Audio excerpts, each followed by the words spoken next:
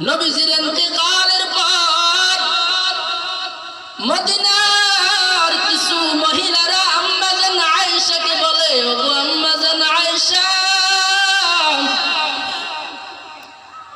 মায়ার নবীর কেমন সৌন্দর্য ছিল শুনছিলাম।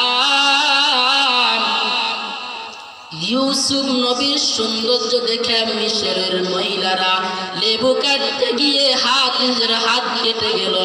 আমার মায়ার নবী কি এর থেকে বেশি সৌন্দর্য ছিল নাকি? আম্মা জান আয়েশা বলেন, ও মহিলারা শুনো, মায়ার নবীর এত সৌন্দর্য ছিল,